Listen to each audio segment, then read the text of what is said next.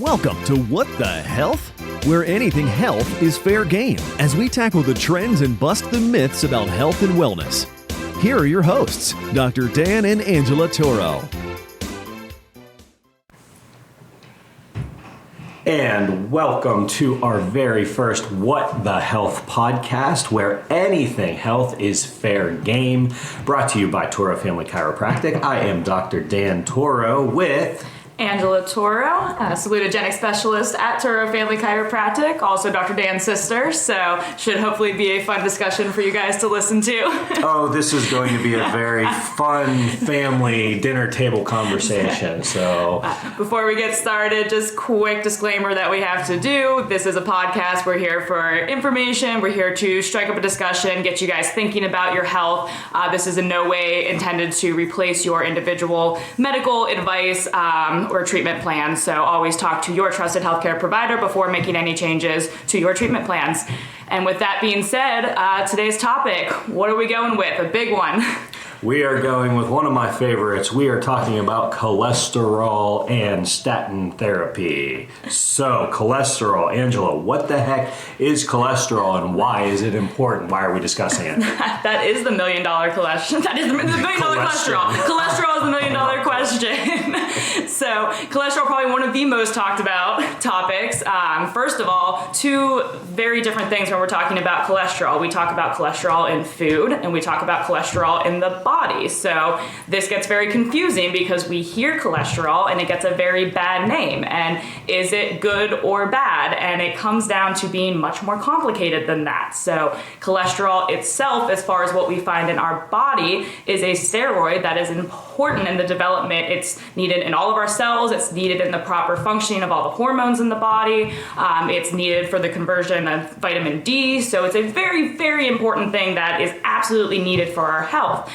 So why has it gotten so condemned is really the issue, and what are some of these different terms? So I know we hear about HDL and LDL as far as good cholesterol and bad cholesterol. So Dan, do you want to take a second to explain what HDL and LDL actually are and why they've been deemed good versus bad? So I remember this discussion back when I was taking biochemistry in chiropractic school.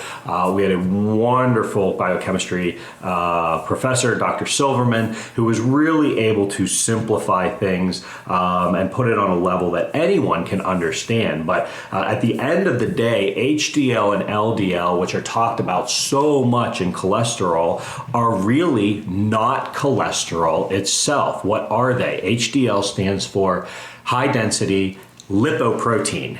So what is it? It is a protein, just like LDL is low density lipoprotein. You see, cholesterol, just like Angela just mentioned, is a steroid based molecule. So it is fat soluble, not water soluble. So it cannot be carried through your blood. Since your blood is mostly water, it has to be carried on a carrier, just like you would put ships on a barge or containers on a barge. Cholesterol has to be transported in the body through carrier proteins. That's what HDL and LDL are. So where they get their terms good versus bad, HDL carries cholesterol from the body back to the liver to be processed and recycled, and then LDL does the opposite. It takes created cholesterol from the liver and carries it out to the body. That's why people think or quote it as bad, because we're taking it from the liver and taking it out to the body, out to an artery where it could in fact build up a plaque big enough that may stop blood flow. And if the blood flow is stopped to a specific organ like a heart or a brain, you could have something like a heart attack or stroke. So let's dive into that a little bit more. Yeah, and that's a great point that you mentioned, as far as that's why it's deemed bad or scary, because when we think about cholesterol in the body or cholesterol in the blood, we think of what? Heart disease. That's what we think of. We think of plaque, we think of risk of heart attacks and stroke. But the real idea to keep in mind is, well, why is the cholesterol being carried out? It's not like the body just wants to kill itself. That doesn't make any sense. So why would there be this mechanism in place for cholesterol to be carried throughout the body if it was just this bad, scary thing that just blocked your arteries? So it's important to remember, yes, that can be a side effect of what we're going to get into more, which is lifestyle and a product of our toxic lifestyles. But really, we need to understand, why is it being carried out? Why is that cholesterol going there? And what do those numbers actually mean? And it's really more complicated even than just the HDL and LDL, because as we get into it, there are actually multiple different sizes of those low density lipoproteins, the LDL. And there are certain types that are going to increase your risk for heart disease versus other types that are completely harmless. So when we're looking at overall numbers, it gets very confusing and very complicated very quickly. But unfortunately, we treat it as a very simple general thing where we look at these overall numbers and prescribe medication accordingly without understanding the full picture. So what is the actual purpose of LDL? Why is that LDL being carried out? Why is it going to the arteries? So Dan, you want to dive into that a little more? Yeah, so I think it's just important, again, I my whole, career has been built off of understanding anatomy, physiology, the structure and the function of the body. And what I fell in love with and why, I do what I do each and every day is because when you really start to understand the magnificence of how the body works, it is beautifully, so intelligently, wonderfully made. And when you honor that and you work with and facilitate, how the body is supposed to function, you get amazing. You get to watch the amazing healing benefits. So just one example is cholesterol, and really what cholesterol's role is, when we're talking about wound healing or inflammation or plaque buildup. If you have a tiny cut, and let's just use the example, if you cut your your arm on the outside, you're going to have an inflammatory reaction. There's going to be a biochemical and neurological signal at that local place where the cut is, where the wound is, to start to stimulate an inflammatory response. Now, that inflammation is not a bad thing. That inflammation is very important to be able to heal that wound. All of that happens without any of it, understanding or any knowing of it, or us having to think about it, right? We get cuts all the time. We have scars from those cuts. And they amazingly heal each and every day. Those same types of cuts, maybe not quite to the same extent on the outside versus the inside, but you can have tiny damage to the vessels. And usually we'll have Angela jump in a minute into why that might occur. But if you have a tiny cut or you have the damage to what's called the tunica intima, the inside layer of a blood vessel, if you think of it as a large, your blood vessels, a dissection of a blood vessel, there's three major layers. There's the externa, there's the media, which is the muscle, and then there's the interna, which lines the inside where the blood is flowing against. If there's damage to the inside of that blood vessel, the body has to heal that, because if it doesn't, then it's going to continue to break down, it's going to continue to weaken, and then you're going to start to bleed internally. That's not a good thing. So we need to have a mechanism on which the body heals, and cholesterol, without going into too much more detail, cholesterol is part of that mechanism to basically put a patchwork around that damaged vessel and allow that vessel to repair itself from the inside so that the blood can continue to flow and not bleed out inside of ourselves. The problem becomes if there's too much plaque buildup because it's constantly being damaged and it's constantly building up. If there's a blockage large enough to a major area of the heart or a major area of the brain or any other organ for that matter, but that's where you get heart attacks and strokes. And it has nothing to do with the actual total number of cholesterol and more to do with why is the vessel inflamed? Why is it damaged in the first place? So with that being said, how would a vessel get damaged, Angela? Exactly. And you actually brought it up perfectly where we're talking about, when we talk about atherosclerosis and this building up of plaque in the vessels, that is years, even decades. They are finding now that there are actually children with this damage to the vessels, and that it is actually, so we're not talking about, in your not just what you're doing in your mid-20s or mid-30s, that's predicting your heart attack at 50. We're talking about what you're doing when you're 10, 12, 15, predicting what you're going to have as far as future heart disease risk. That's interesting. I had no idea that they were starting to see that in the literature that young. They are, it's incredible to see that and we're talking about damage. I'm not talking about that there's kids walking around with completely blocked arteries that are that's not what we're saying. But what we're saying is we see the signs of damage that early on. And that damage is coming from stress. And I'm not talking about just emotional stress. When we talk about stress on the body, it is anything that is really putting the body into this state of fight and repair.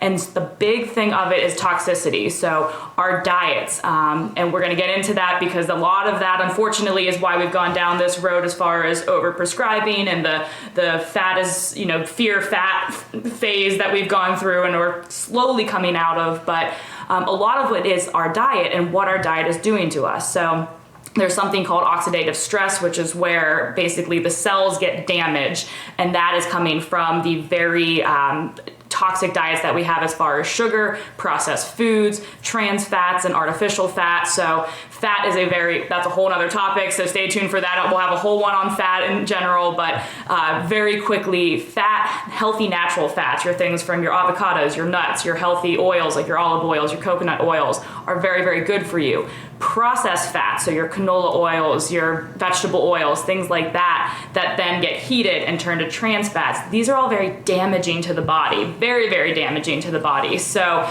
if you think about what our ancestors ate versus what we eat today, it is very, very different. And unfortunately, we are doing a lot of damage to those cells. So every time you're exposing your body to those unhealthy diets, every time you're exposing it, we're not working our bodies as much. So our vessels actually can get lazy. Even if you think about exercising, when you exercise, your muscles hurt. You're essentially doing some damage to them, but then they're getting stronger. The same thing happens with the vessels. So if we're sitting all day, every day, those vessels don't have to work that hard because our heart rate's never getting up, it's never pumping. So those vessels actually get weak, which means they can't stand up to that damage, versus if we're living an active lifestyle and our vessels are able to appropriately pump blood throughout the body, are able to handle those changes in heart rate throughout the day. So combination of very unhealthy diets, sitting all day, every day, which has unfortunately just become a product of our modern lifestyle. And then just, not taking care of ourselves as far as, emotionally, that emotional toxic buildup can absolutely affect it as well. So it really does come down to what you're going to hear us talk about a lot, which is the lifestyle choices.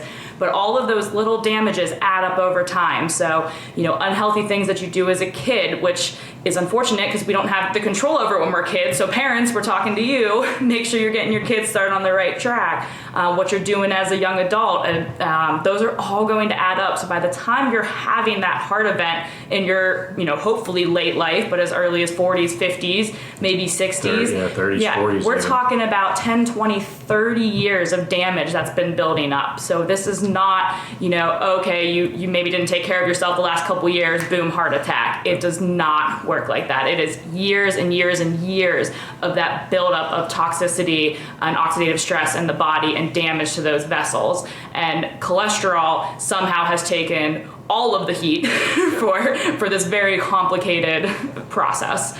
So I think it's important to discuss that and why cholesterol gets such a bad rap, and really what the solution is, or what the solution has been over the last several decades. It's important to understand that. Cholesterol, they were seeing an association of plaque buildup and cholesterol being at the site of that plaque buildup. So, the scientists, made a hypothesis, and they thought, well, if there's cholesterol building up here at the site of the plaque, let's try, and if we can reduce the amount of cholesterol circulating in the blood, well, that should help to reduce the amount of plaque buildup, and then we should hopefully be able to decrease heart attacks and strokes. That was the scientific hypothesis, probably as early in the 1970s and 80s, especially definitely early 80s, but even into the 70s, almost 50 years ago now. Jeez. Yeah. Man, I'm feeling old. But But yeah, so that was the understanding, the hypothesis. So if we could find a way chemically to reduce the amount of cholesterol circulating in the blood, then we should be able to see less heart attacks and less strokes. Now, fast forward to today, 5 decades in the future, and actually, really, you can go back to as early 2000s, a 30-year period, and the amount of literature that came out that there was no reduction in all-cause mortality. There was, very, very limited, understanding of the ability to reduce a heart attack or a stroke event, an adverse event, when someone was on statin therapy. Okay, so it's very, that was the solution, was a statin drug, and it basically, a lot of times those statin drugs, they work at the liver level because that's where cholesterol is made in the body, at the liver, and that's why when someone's on statin therapy for a long period of time, well, actually, if you're on statin therapy, you should be having your your liver enzymes checked regularly every 6 months. Really, if you're on any medication. Exactly. Really, yeah, if you're on any medication, but especially statins, because it works at that liver level, they want to see the stress on the liver, and if you start to see those liver enzymes elevate, then you're definitely showing some excess stress on that liver, and that needs to be a discussion with your primary care about why that is. Most likely the statins, but in any event, I'm getting ahead of myself here. That was the scientific hypothesis, was that if we could reduce cholesterol circulating in the blood, that was going to lead to less heart attacks, less strokes. Here's the deal, guys. The science is out. It is blatantly obvious across the literature that really taking a statin for any period of time is not reducing the risk of heart attack and stroke. If it is, it's extremely limited, and really what it comes down to is all-cause mortality. That's the number that we have to look at. That means if you look at number of people who are on statins, reducing cholesterol in the blood, versus not on statins, if you look at two different groups over a specific period of time, 5, 10, 15, 20 years, the all-cause mortality rate does not change. In fact, there is actually some evidence out there that the people on statins have an increased mortality rate compared to those who are not. They might not be dying of heart attack and stroke, they might be dying but they at a higher might be rate. dying of other things. And again, that's a whole nother rabbit hole that I don't think we need to get into today. But again, at the end of the day, if you look at this over time, and we see patients all the time come in and they see us and they're trying to get healthier, and we're trying to look at the whole picture, and they've been on these statin medications for like 5, 10, 15, 20 plus years, and you just look at them, you can look at a person and you know whether they're healthy or unhealthy. Within a relative basic understanding. You look at these people and it's like, well, you're not a healthy person. Mm-hmm. And now go in and you look at their medication profile and statin, blood pressure, you got the, insulin or, metformin, like they're on these laundry list of medications, 5, 10 medications. You look at them, they're not healthy. Mm-hmm. So what does that tell us about medication? The evidence is there. Being on medication does not make you healthier. It might very, very limited reduce a risk of a heart attack or a stroke, but it's not reducing your all-cause mortality. And that's interesting. That brings up something that we were just talking about, which is this idea of, unfortunately, I think people sometimes get in this mindset of, well, if I take this medication, then I'm good, I'm taking care of the problem, and they don't do the lifestyle changes that need to supplement that. And I'm actually very happy with, I started going on, CDC recommendation, Mayo Clinic, all these different places as far as what they recommend, as far as statin prescriptions and, cholesterol management and things like that. And every single site I went on, whether it was more prominent or kind of down at the bottom, but you cannot go on a single site about statins where they don't mention this needs to be in conjunction with a healthy diet and exercise regimen. And that is really what it comes down to. And I was actually very impressed with the Mayo Clinic. Actually had a very nice article out really emphasizing the nutrition portion and emphasizing the exercise portion actually above and beyond, and really saying in the event that is not enough, then the statin becomes the topic of discussion. And that is really, I think, unfortunately, where we've gone, statins just became as popular as, Advil, Tylenol. It just seemed like everyone, oh, your cholesterol's up a little bit, here's a statin. It just became this norm without really understanding, well, why is it up, first of all? And then, is that a problem? Because that's something I know you really want to talk about, Dan, was this idea of risk. What is the actual risk of having that cholesterol? Well, and I think that's very, we can get into a discussion of risk here.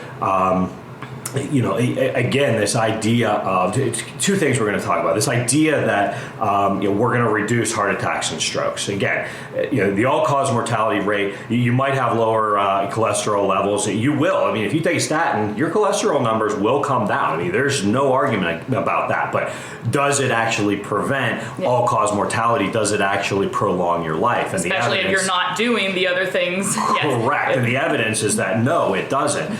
So there's this number. Before we get into risk, there's this number called number needed to treat, NNT. Very popular in the literature, and again, I've learned a lot about this over the last 5 years or so, but again, because I'm not a trained medical doctor or pharmacologist or a pharmacist who really understand these numbers much better. But what you need to understand is that the number needed to treat is the total number of people that you would have to give a medical or a medicine treatment to get one positive outcome.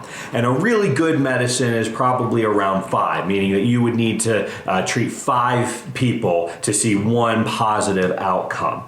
A 5 to 10, and now 10 is even acceptable. I've seen in some literature. If you treat 10 people, and one of those people, which would really only be 10%, right? One of those people would have a positive outcome. That is still acceptable in terms of a number needed to treat. Most of the literature that I have seen is the number needed to treat in terms of the reduction of a heart attack. You would have to give 60 people a statin medication for 5 years. 60 people for over a period of 5 years to reduce one heart attack event. Now that's for heart attack. For stroke, it's even worse. I've seen numbers in excess over 200. You would have to treat over 200 people for 5 years with statins in order to reduce one stroke. Wow. Now, that doesn't even get into the rabbit hole of all the adverse outcomes, right? And that goes back to the all-cause mortality. We're not looking, these people who are on medication, they're actually dying sooner and younger compared to people who aren't on statin therapy. It's just dying from other causes. So sure, they haven't died from a heart attack and a stroke, but they're dying earlier in their life. They're having a worse mortality rate, just because of the toxicity. So cholesterol it's a symptom of the cause, right? It's a symptom of inflammation, of toxicity in the body. It's showing up at the crime scene, but it's not the actual perpetrator. So, and so again, we go back to the risk and what we're actually looking at. So why, people ask me all the time, well, Dr. Dan, how is it that this statin therapy, these statin drugs, they tell everyone to take them. They say the 50% reduction, 50% reduction in heart attacks or strokes. That is where the lying or the misinformation with statistics comes into play. Let's just use one example. Let's say one out of your risk of getting struck with lightning is 2 out of a million people over a 5-year timeline. Okay, 2 out of and again, I'm just pulling these numbers. I don't know. I'm just pulling these numbers out, and this is an example that don't quote Dr. Dan. Don't quote me. I'm just using this as an example. Please understand. So let's say your risk of getting struck by lightning is 2 out of a million people over a 5-year timeline. If someone creates some, crazy tinfoil copper hat contraption that had some sort of spikes that, the lightning went to the top of the head, and then those spikes were designed to push that lightning down into the ground directly without going through you, and they were able to, reduce that risk from 2 out of 1 million to 1 out of 1 million. That's a 50% reduction. That is. Okay, that's a 50% reduction. That's called relative risk reduction, okay? And that's where when you look at these drug trials and you look at the effectiveness of statins, they're using this relative risk number to say, oh, we reduced our risk of heart attack and stroke by 40 or 50%. That does not mean that 1 out of 2 people are being prevented from having a heart attack. No, you're looking at, instead of 2 out of 1 million, 1 out of 1 million is being reduced. But you have to get that medication intervention out through millions of people. And those people have to do it every single day. So you're talking about everyone wearing those tin hats every single day for 5 years for one less person. But if I'm an advertiser, what am I going to advertise? Am I going to advertise? Exactly. I'm going to advertise 50% less because, hey, that's what looks good, reduce your risk of lightning strike. That's what, that is where, unfortunately, we have gotten to in science. We have this relative versus absolute risk.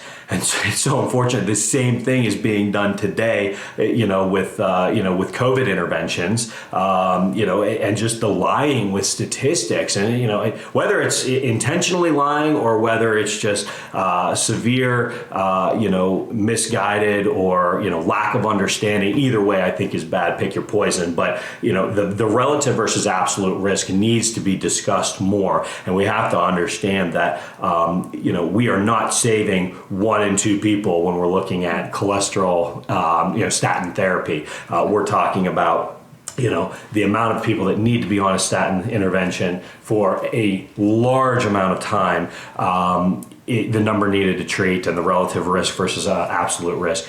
It's just astronomically different when you talk about those 2 factors. And that's why, going back to what you said, Angela, all of these statin medications are recommended with diet and exercise. But when you really get to the bottom of it and remove the statin therapy, with the diet and exercise, it's the diet and exercise when done appropriately, that's making the biggest difference. Yeah, and when you're talking about risk too, it's then, you're talking about that risk reduction. So it's also understanding, well, what is the actual risk of, again, having higher cholesterol and not being on that medication. And one book that I know, Dan and I both absolutely love and got really excited about when we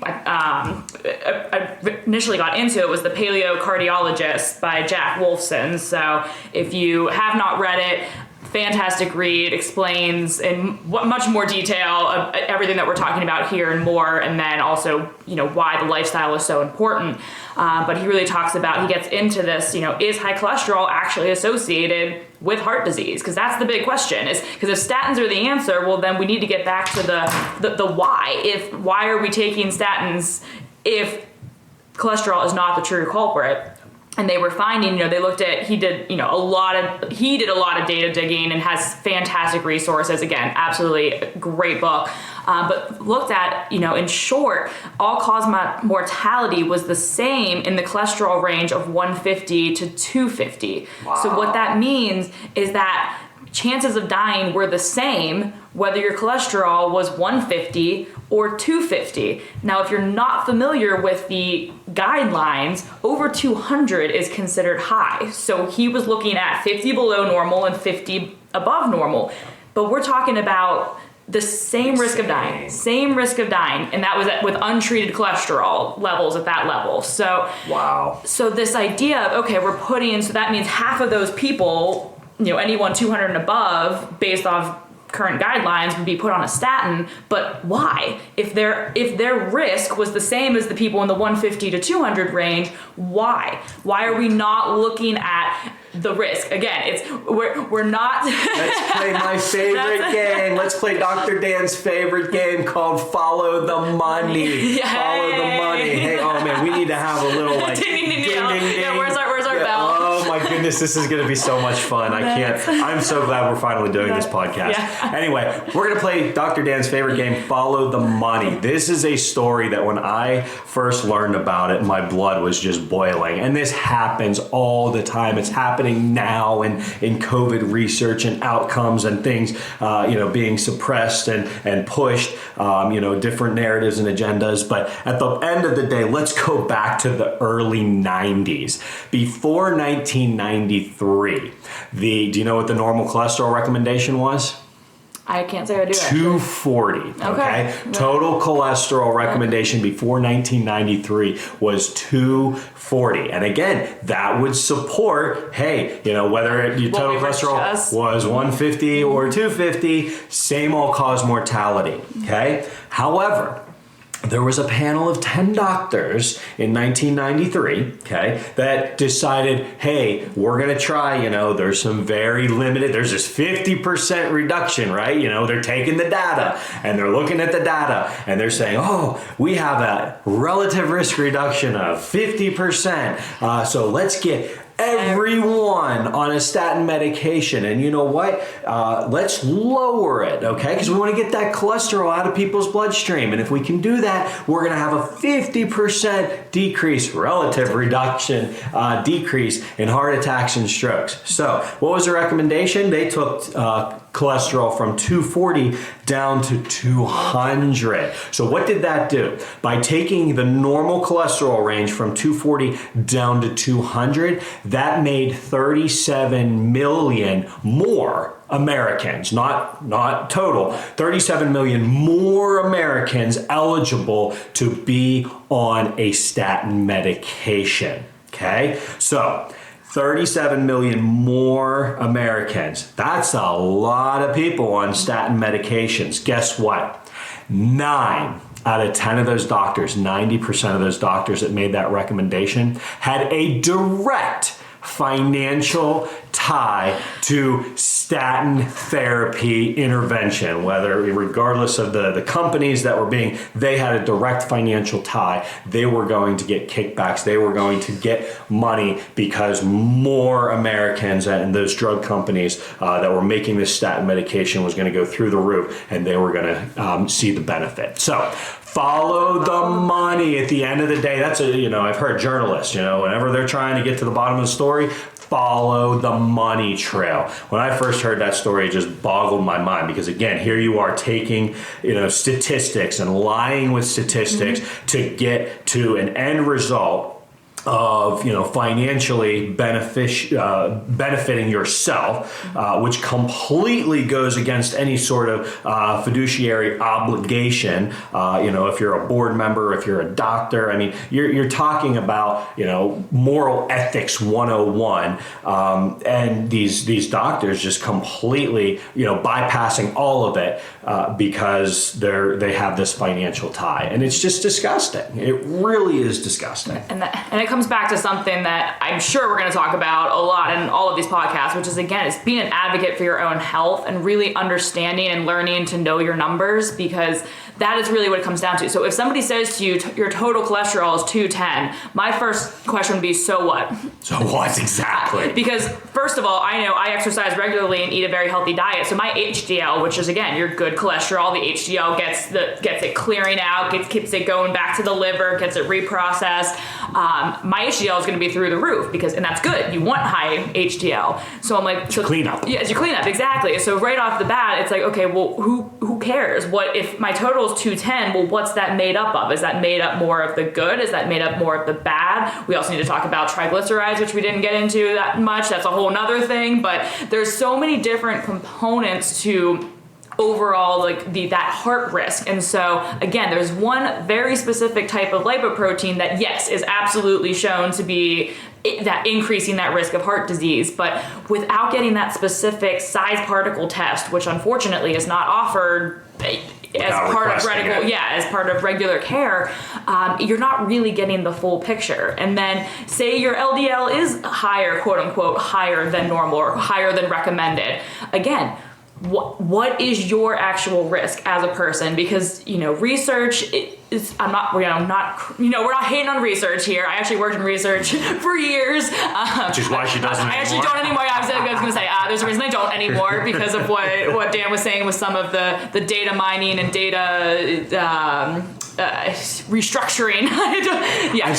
I've seen a number. I've seen a number as high as 97% of studies of scientists agree with though with the hypothesis of those who funded them. Does that make sense for what your experience was? Yeah, I mean, it's just it was more just that you can, when you do enough, when your numbers are big enough and you do enough tests, then you can kind of start to manipulate the data and make it say whatever you want. And again, I'm not saying that that's all. There's certainly, good research being done out there.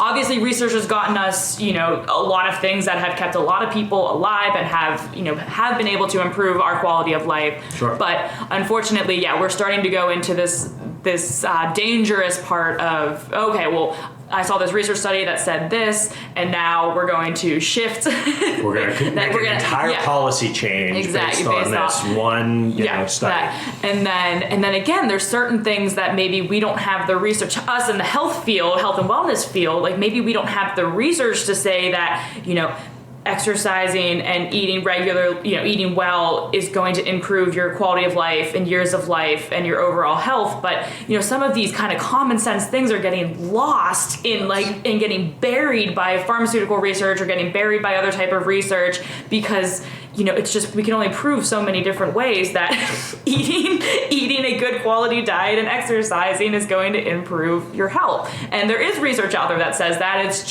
it doesn't have the big funding that some of these other studies do. So back to what, Dan was saying with follow the money, those doctors, again, they are taught to prescribe statins. We're not, just so you know, we bash on a lot of things, and I know it's the way we are. We are never condemning individual doctors. We are not condemning people that go into the medical field. We understand this is what you are taught. This is what you know. This is your... It's a systemic problem. Yes. And so that's why, and that's really the point of this podcast, this episode and all episodes that we're doing. We want people to start thinking and start understanding and start asking that question. So what? So when your why? When your doctor wants to put you on a medication, why? I just went through this, but for a different topic that we'll talk about another time, but I was just going through this personally where I was going, and every single time it was, here's a medication, and no one could tell me why. And I finally got to the point and said, until someone can tell me why, I'm not doing it. And that's really, we want people to start to have that information, and cholesterol is a big one that we wanted to start with because it is just probably one of the most overprescribed medications. Toxic medications, yeah. And so, we just really, really, we want people to understand that, again, we're not bashing you, or if you're a medical professional for doing this, we're not bashing you as a person if you've been taking your statin, but we want you to just start really thinking and understanding what those numbers mean, and not just hearing, oh, my cholesterol's 210, I need to be on a statin. And again, becoming your single greatest health advocate. And as Angela just mentioned, you become a better health advocate for yourself and your family when, in fact, you are asking questions. One of my favorite lines, and who knows, Tony Robbins may have gotten it from someone else, but the quality of your life is determined by the quality of your questions. And the health is no different. Health is not a destination, it is a journey, and we are all on this journey together. And when we all ask questions, this is what science is about. Science is about asking questions, because it's never settled. We continue to dive deeper, and when we learn something about the body, we try it for a little bit, and it either works or it doesn't work. And if we follow the true results, then we are ultimately all going to get to that healthy journey and be on that path together, where we can live the best quality of life. We can get healthy and stay healthy throughout our life. The ingredients, it's proven, it's time tested, it's been there, but we have to make sure we're following the correct models, the correct ingredients, right? You can't you can't start tweaking the recipe until you become a master baker. Let's start with the basic foundational model. If you have the complete wrong recipe, it doesn't matter how much if they're using salt instead of sugar, it's not going to taste right. It's not going to taste right. Yeah. And sugar's a whole other topic we'll talk about. Oh, jeez. We'll get there. So, what do you think? That sounds like... I think that's a pretty good wrap. I'm sure, look, at the end of the day, if any of this resonated with you, if this sounded familiar, I mean, we could talk for hours on every topic. And we do. And we do sometimes.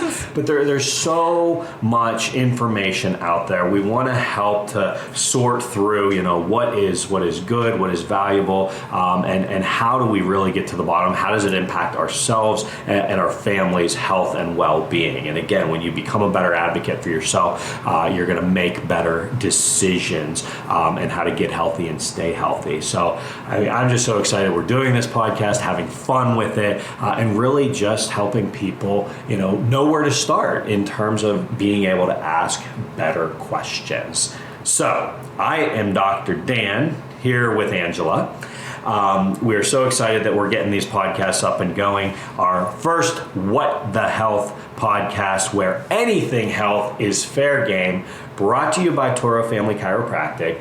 If, in fact, any of this resonated with you and you're interested in learning more, or you're interested in making an appointment in our office, Angela, how can they reach us? Check us out on our website, torofamilychiropractic.com. We have a lot of great information on there, a lot of different health topics, and you can make your new patient appointment right there from our website. So we look forward to meeting you all and have a great day. Thanks so much, where we will help you get healthy and stay healthy for a lifetime. See you next time. You've been listening to What the Health with Dr. Dan and Angela Toro, brought to you by Toro Family Chiropractic. To learn more about the resources mentioned on today's show or listen to past episodes, visit www.whatthehealth.world.